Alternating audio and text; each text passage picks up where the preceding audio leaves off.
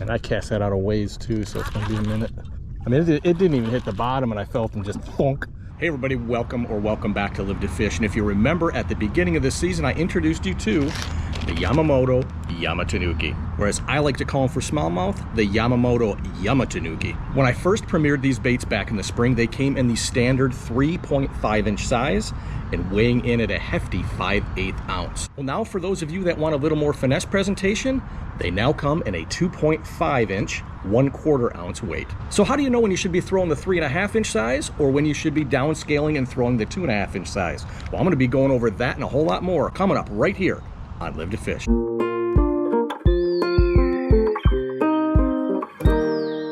Hey everybody, welcome back to Live to Fish. I'm Joe, the host of the channel, and if you're new here, do me a favor. Don't forget to hit that subscribe button. It really helps support the channel, and I really appreciate it. Hey, and don't forget to hit that like and leave me a comment down below. Let me know what you think of the new Yamamoto Yamatanuki. So needless to say, I've been doing a lot of experimentation with the 2.5 series, and I'll tell you what, first thing that came to mind once I wasn't having success with the EWG hook was finesse. And what better finesse technique than the Ned rig. Now the problem with translating the finesse technique to the same technique you would use with, say, the EWG hook is when you run the hook through the lure, you don't want to put it through that groove that's designed for the EWG. Again, what happens is you have a membrane in there that's real small because of the fact that you have these grooves on both sides of the lure. What ends up happening is you get a couple hookups and the thing starts tearing up. So you may get one, maybe two fish before this bait is absolutely worthless. So I came up with another technique, and I'm going to show you it right here in action on Lake St Clair catching smallmouth bass. The prop on it, I think, is what gets their attention. Oh, got another one on the tanuki.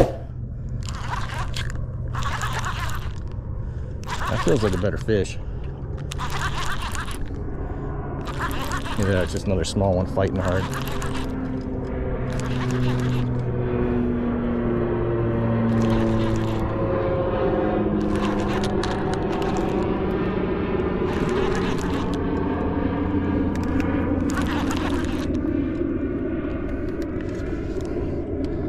Come on, buddy.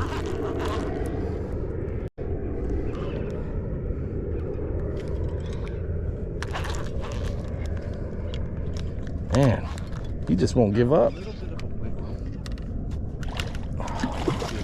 need a net? Yeah, it's gonna flip him.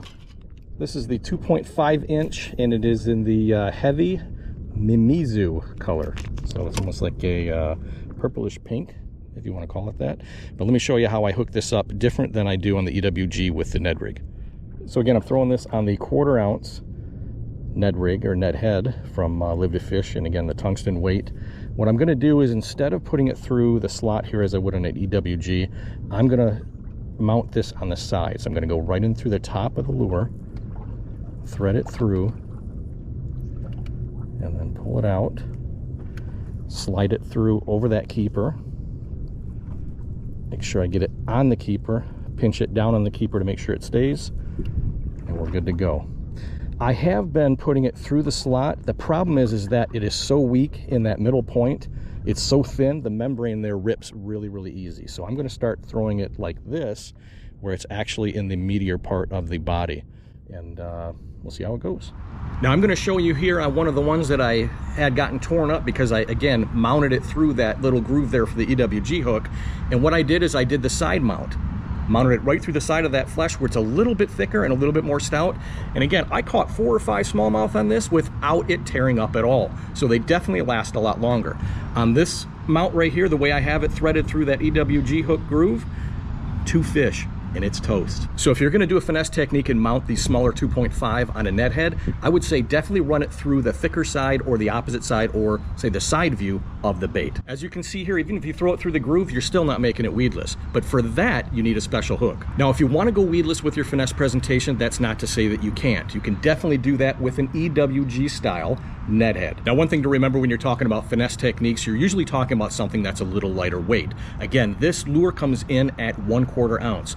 Throw a 1/4 ounce Ned head on there, and now you're talking about a lure package that's 1/2 ounce in total. That makes it almost as heavy as the original or full-size 5/8 ounce Yamatanuki in the 3.5 inch version. Now, while the profile is going to be a little bit different, the rate of fall is going to be about identical between the two of them. Now, the biggest difference is what happens when it gets to the bottom. Again, if you're throwing the original original on an EWG hook, it doesn't have any weight at the head to necessarily make it stand up. It will on the pop stand up, but for the most part, when it falls and hits the bottom and lands, it basically sits there in the water. If you're going for popping and dragging it and you definitely don't want to be in the weeds, I would definitely recommend the larger size on an EWG hook. This is on a 4/0. And doing the same thing with a little smaller profile, a little lighter weight, I would definitely go with the 2.5 inch and throw it on the EWG Ned head. And you're gonna get a little bit more action, again, from the head hitting the bottom, leaving that bulbous tail up in the air, and definitely attracting more fish. Again, that's not to say you're gonna have a huge problem with a standard Ned setup. I didn't catch a lot of weeds, but I did catch a lot of fish. Now, there's no doubt that these definitely produce fish, but again, keep in mind, $7.99, $6.99, 8 in a pack, 10 in a pack. Durability-wise, I would catch maybe 2 to 3 fish on this, on the EWG style. On this, on a regular Ned head, the way I had it rigged originally through the slot there, I would catch 2 fish and this thing would be toast. However, once I switched up the other way, I was catching 4 or 5 fish, no problem. Durability-wise, you're definitely not gonna catch 50 fish on one lure, but on the other hand, you are gonna catch a lot of fish on a Yamamoto Yamatanuki. Let me know down in the comment section down below, what do you think of the original Yamatanuki and what do you think of the newer 2.5 inch size? Are these something you're gonna be throwing, and where are you gonna be throwing it? What fish are you gonna be targeting with the Yamamoto Yamatanuki? So don't forget to hit that subscribe button, smash that like, and until next time, be safe, be well, and as always, live to fish. Take care, everybody.